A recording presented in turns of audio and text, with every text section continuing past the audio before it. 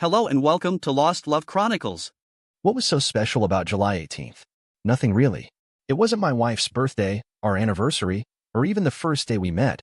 It was just your average run-of-the-mill Wednesday, and that's why I picked it. My name is Vince, and my marriage to Rose after 12 years was starting to get a little stale, or should I say predictable. It's not like I didn't love her. She and the kids were still the most important things in my life. However, that little spark she used to have in her eye, when I mentioned lovemaking, seemed to be missing lately. So being the hopeless romantic I am, I decided to give her an evening she'd never forget. Monday morning at work, I pulled out the big guns, Kathy, Cheryl, and Karen, three of the hottest single women at work. All right, ladies, if you could script the most romantic night of your life, what would it be? I asked them.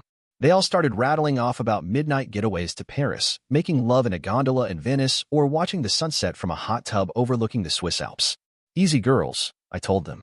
I'm thinking more of a romantic night at home, or in one of the hotels downtown, something that won't break my bank account. By noon, they'd come back with a list of ideas that were now more in my price range. I thanked them, bought them lunch, and sat down to make my plans. They seemed to be almost as excited as I was, jumping up and down telling me I'd better not blow it because they now had a stake in how my evening would turn out. Look, I'll supply the donuts, you guys bring the coffee, and I'll tell you what she thought about it Thursday morning. Well, maybe not everything though, I said with a wicked smile. The first thing I did was to get Wednesday afternoon off so I could have everything in place before she got home.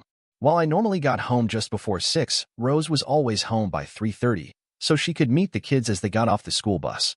Tuesday night, I told Rose that my parents wanted to take the kids out to dinner and a show Wednesday, so they probably wouldn't be home until after 8 o'clock that night. The kids were even more excited when I told them that I had a surprise for their mom and that they'd really be spending the night with Grandma and Grandpa. My parents always spoiled them rotten. I left work Wednesday at about 11:30 with my trusty list in hand. Let's see, time off, kids at mom's, check and check. Next came the trip to the store. Let's see, a mushy card, tons of good chocolate, and her favorite wine. The girls had given me an entire checklist of everything to do, all the way down to lighting and mood music. The florist looked at me strange when I asked her for 2 pounds of rose petals, that is, until I told her what I was going to do with them. You must really love your wife to go to all this trouble for her, she said as I left red rose petals in hand. Finally, I made dinner reservations for 8 o'clock at Rose's favorite steakhouse. I thought that by 8 o'clock we'd need some nourishment, and if we decided to cancel, I'd make sure we had steaks in the refrigerator to grill on the patio. Things were finally all starting to come together. I came home, hid my car around the back of the house, and brought everything into the kitchen. Let's see, 2:30, that gives me an hour to get everything set up, I said to myself. For the next hour, I iced the wine in the freezer, made a huge heart on the bed with rose petals, and taking the chocolate bits, I spelled out the words, I love you, in the center. I filled the garden tub in the bathroom with water and sprinkled the rest of the rose petals on the top of the bubbling water. T-minus 20 minutes and counting, I said as I looked at my watch. On my side of the bed, I put the wine in an ice bucket, and on her night table I propped up the card next to her reading light. I dimmed the overhead lights, opened the bottle of wine, and poured 2 glasses. I placed our portable CD player on the dresser and figured I'd start it after she came into the bedroom. The last thing I did was to shower, shave, and strip naked. No use both of us having to get undressed, I said to myself. At 3:25 sharp, I heard her car pull up. I was more than ready. I closed the bedroom door, stood at the foot of the bed naked, holding 2 glasses of wine, and waited for her to come upstairs. I heard muffled laughter and what sounded like a herd of horses coming up the stairs as they burst through the bedroom door.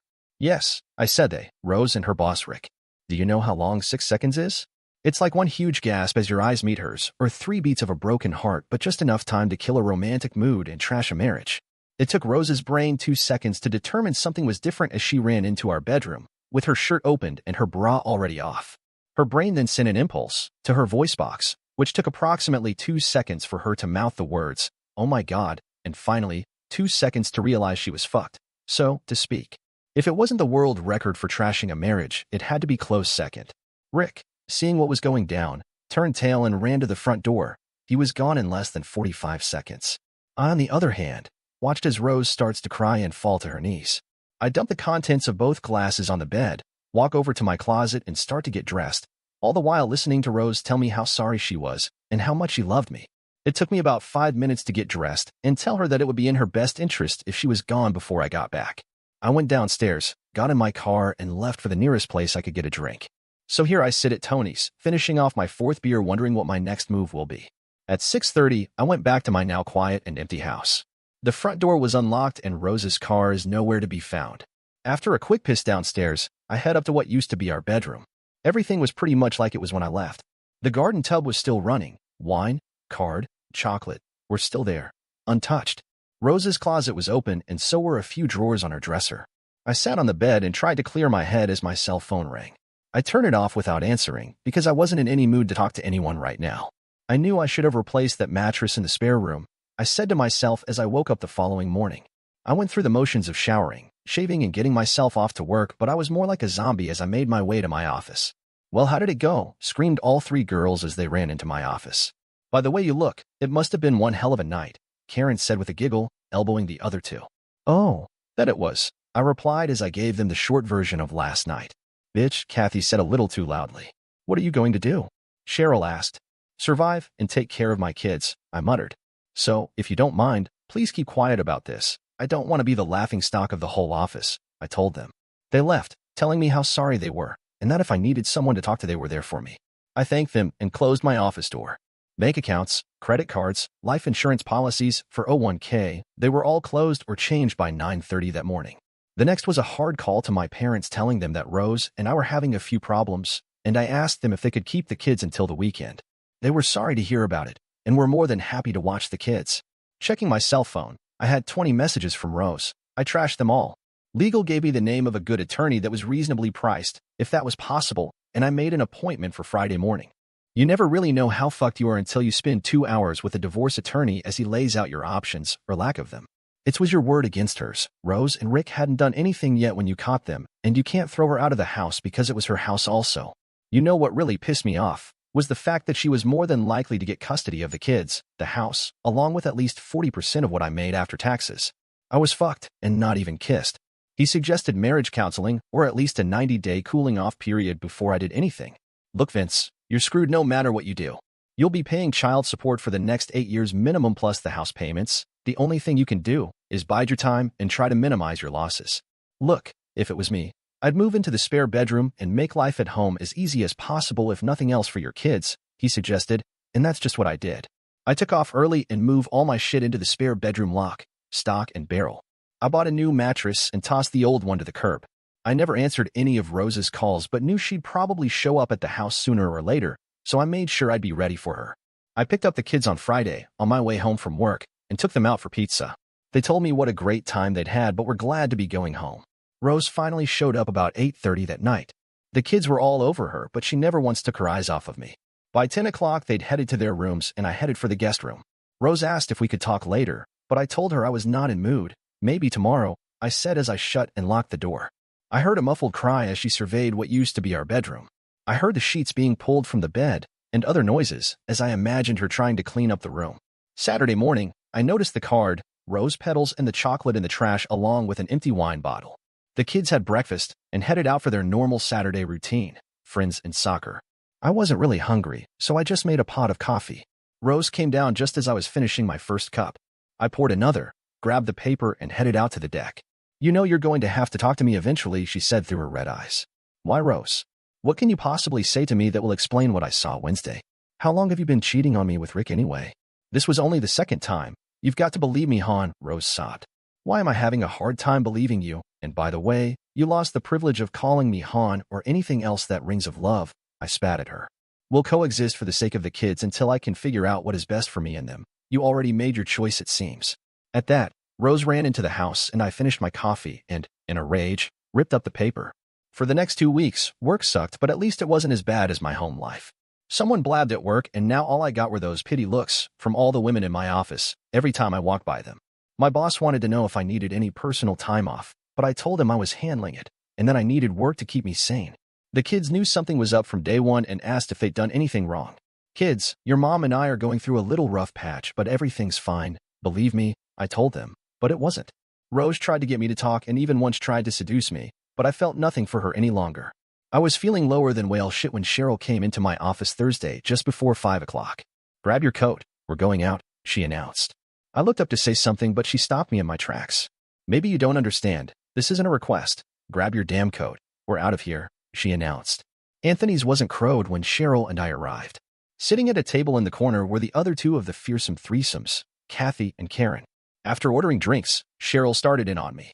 You got to snap out of it, Vince, she started. You've been walking around like a dead man for the last couple of weeks, and even though everyone's been covering for you, you're going to get yourself in deep shit if you don't get your head and ass wired together. I've had a few things on my mind, so why don't you just lay off? I almost shouted back at her. Back off, shithead. This isn't Rose you're talking to, Karen replied. What the hell do you want, Vince? Or are you just going to wallow in self-pity the rest of your life? She continued. I want my damn life back. I want it to be like it was before all this crap happened, I said, looking at my drink. I thought you said your marriage was stale and you wanted to liven it up, Kathy asked. Do you really want to go back to your boring life? I wouldn't. Do you still love her? I love and hate her at the same time. I'd like to choke the life out of her and Rick for what they did to me, I shouted. I just don't know what the hell to do or even where to start, I said. Let's eat and then figure this out, Cheryl said as she motioned to the waiter. The first thing we need to do is level the playing field. Rose is still in your house and is going back to work every day. Rick, on the other hand, goes home to his loving wife and kids even though he's fucked up your marriage, Cheryl spat out. It's time you took back your life. By the end of the night, I felt better about my situation and they were right. I had to do something. I couldn't let this go on any longer. It was tearing me up. Rose wanted to know where I was when I got home. Out. What's it to you? I yelled as she went off to her bedroom crying. I met with my lawyer, Randy, the next day.